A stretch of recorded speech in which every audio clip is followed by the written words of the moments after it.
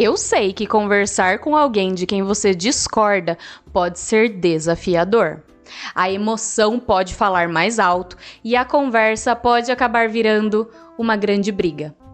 Mas se você seguir as orientações que eu vou te dar neste vídeo, você tem grandes chances de não perder a razão durante uma discussão de ideias. Para começar, eu acho bem válido já dizer que em muitos casos, o mais importante não é o que você diz, mas sim como você diz. Eu vou explicar. Quando você deixa a emoção falar mais alto, você tende a falar de forma nervosa, ou arrogante, ou sem bons argumentos. Sabe quando você tá brigando e você tá nervoso e você tá bravo? Então, minha primeira orientação é que o caminhão pare de passar quando eu tô gravando. Então, minha primeira orientação aqui é: lembre de trazer a razão para conversas acaloradas. Deixe claro que você reconhece a opinião da outra pessoa e a respeita, mas que você pensa diferente. Assim, você conseguirá dizer o que você quer de forma mais tranquila, embasada e madura. Outra coisa que pode te ajudar: use um tom de voz tranquilo. Eu acabei de falar que às vezes você não presta atenção em como você está falando e você está falando bravo, nervoso. Respira. Tom de voz tranquilo. Cuidado para não parecer irônica, tá? Mas você pode sim, em uma discussão de ideias, em um debate de ideias, falar de forma mais tranquila. Respira. Não traz a emoção de forma tão aflorada, não traz a paixão no sentido de estar apaixonado, né? De querer defender aquele ponto com unhas e dentes. Usa um tom de voz tranquilo. Você pode falar com a outra pessoa, mesmo que você discorde dela, um tom de voz: olha, eu acho que nessa situação você tá equivocado, porque na minha opinião, sabe, um bom tom de voz tranquilo, sem ser irônico? Pode ajudar. Mais uma dica de ouro: não fale muito rápido, porque quando a gente tá nervoso, às vezes a gente começa a falar sem parar, e aí a outra pessoa pode não entender, ou entender que a gente tá nervosa, porque a gente tá falando muito rápido. Respira. Tom de voz tranquilo e uma velocidade normal. Entenda que num debate de ideias, você não precisa ganhar, você não precisa necessariamente convencer a outra pessoa. Você pode simplesmente falar: olha, eu discordo, e essas coisas são coisas treináveis. Não é que assim, você acabou de assistir esse vídeo, aí você fala rápido, você fala de forma emocionada, aí você magicamente assistiu esse vídeo e você vai falar tranquilamente, com um tom de voz tranquilo e sem falar rápido. Gente, é treino. Treina na frente do espelho, tá?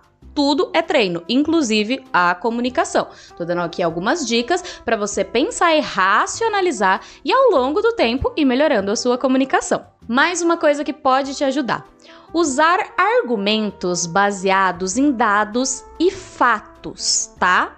Dados e fatos concretos. Não vale fonte vi no Zap, tá? Os argumentos baseados em dados e fatos pode te ajudar numa discussão de ideias, porque fatos são fatos. Mas, por favor, checa aí se é fato ou se é fake, tá? Não vai disseminar fake news.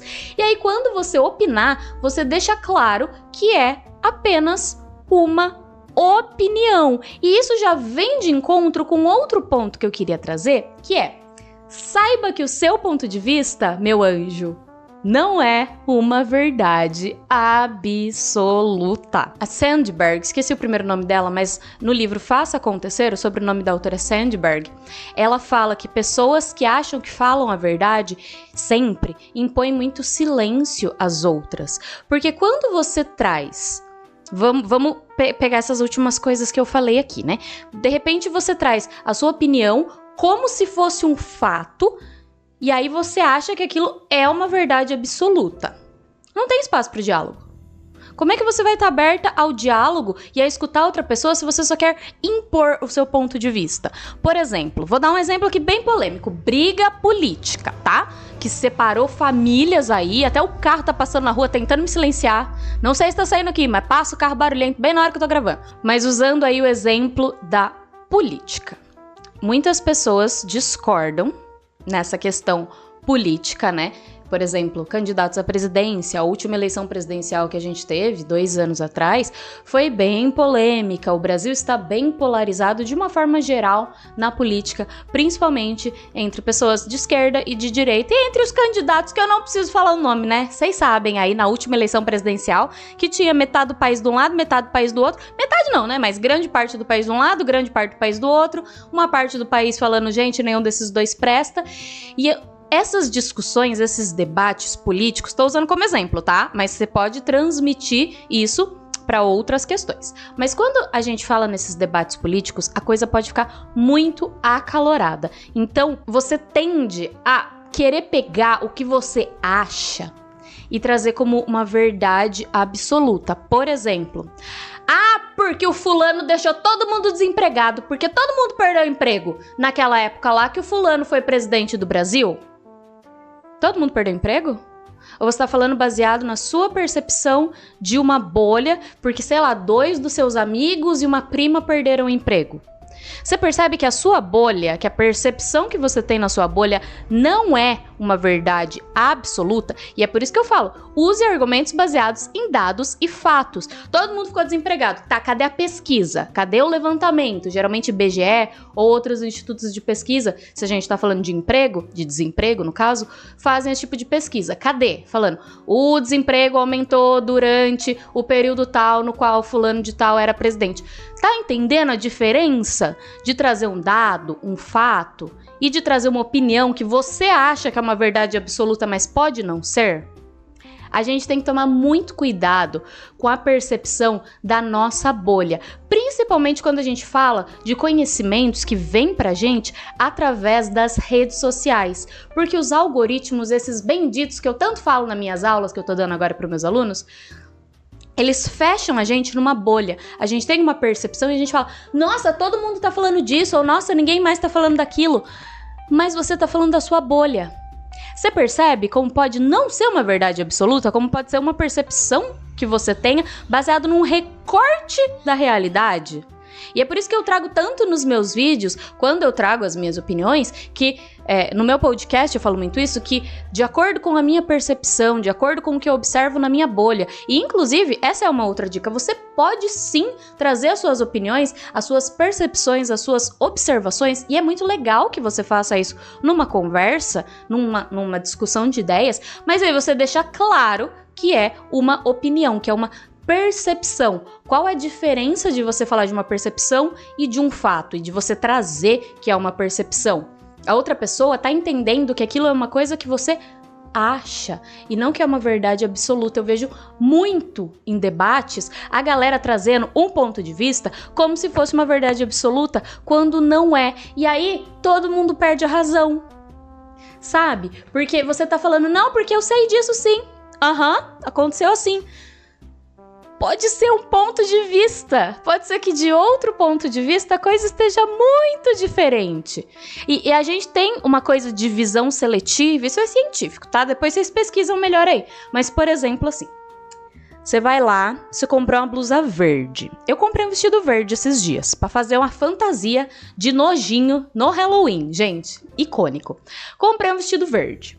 E eu tava procurando um vestido no tom de verde que eu queria, e aí adquiri um vestido verde. Nos próximos dias, nos dias seguintes do que eu tinha comprado o vestido, parece que todo mundo usava vestido ou blusa verde. Eu falei, gente, o que aconteceu? Todo mundo comprou blusa verde agora? Eu comprei vestido verde, todo mundo comprou roupa verde? Nossa, toda hora que eu saía, eu via alguém usando verde. E me bateu aquela percepção de que todo mundo tinha comprado roupa verde. Mas isso é visão seletiva. A roupa verde, o vestido verde estava na minha mente, então os meus olhos, os meus sentidos estavam percebendo mais pessoas de roupas verdes. Não é que tivesse mais ou menos pessoas de roupas verdes, é que o meu sentido estava focado naquilo, então quando eu via alguém de roupa verde, aquilo me chamava atenção e meu cérebro guardava mais aquela informação do que, sei lá, pessoas de roupa rosa. E às vezes é um fato. Por exemplo, é um fato eu falar aqui pra você que quando o filme da Barbie estreou no cinema, todo mundo foi de rosa assistir. Todo mundo não, tá? Não vou exagerar, né? Mas assim, grande parte das pessoas que foram assistir o filme da Barbie na estreia foram de roupa rosa. Isso não é uma percepção minha. tá? Isso você pode, por exemplo, olhar fotos, ver matérias das pessoas na fila da estreia, da pré-estreia e constatar. Se você contar as pessoas, você vai ver que a maioria estava de roupa rosa. Aí sim é um fato. Você entende a diferença de eu chegar e falar, menina, todo mundo tá usando roupa verde agora? Porque eu vi meia dúzia de pessoas de roupa verde, porque o meu sentido tá mais focado nisso, e de eu falar, de fato, a maioria das pessoas que foram assistir o filme da Barbie usaram roupa rosa? Então a gente tem que tomar muito cuidado com essa questão de fato, opinião, entender que o seu ponto de vista não é uma verdade absoluta e estar aberta ao diálogo. Da mesma forma que você quer trazer num debate de ideias o seu ponto de vista para o outro, você tem que estar aberto a ouvir o ponto de vista do outro, mesmo que você discorde, assim, em gênero, número e grau. Quantas vezes eu já não conversei com parentes meus, não tão próximos, tipo assim, primos distantes, tios de segundo, terceiro grau, que a gente vê no Natal uma vez por ano, sabe? E aí a galera me falando sobre opiniões políticas com as quais eu discordo muito, mas eu queria ouvir, até pra entender. Eu acho até um exercício curioso a gente entender. Por quê? Por que fulano acha assim? Se eu acho, por exemplo, aquele candidato político horrível, por que o meu tio adora ele? Tipo assim, não um motivo raso que a gente vê nas redes sociais, mas por quê? O que esse candidato tá falando ou fazendo que tá atraindo tanto a atenção, sei lá, do meu tio, pro meu tio defender ele? Eu acho até curioso a gente observar. Não significa que eu vou me deixar ser convencida pelo meu tio, mas está aberto ao diálogo. E é o que eu falei, não precisa ter um vencedor. Eu não preciso convencer o meu tio a votar no meu candidato e o meu tio não precisa me convencer a votar no candidato dele. A gente pode conversar.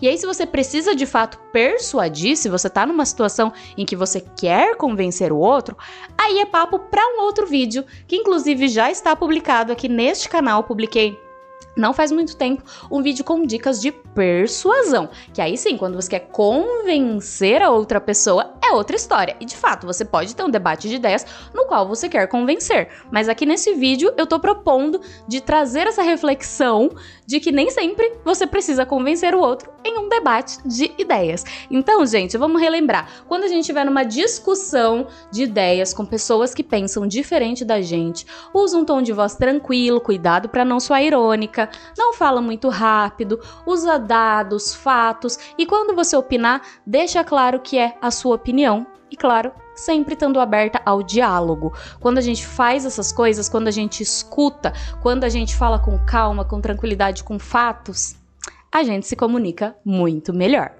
E se você gostou dessas orientações, já deixa seu like aqui nesse vídeo e já se inscreve no canal para não perder os próximos conteúdos de comunicação que vem por aí. Até mais!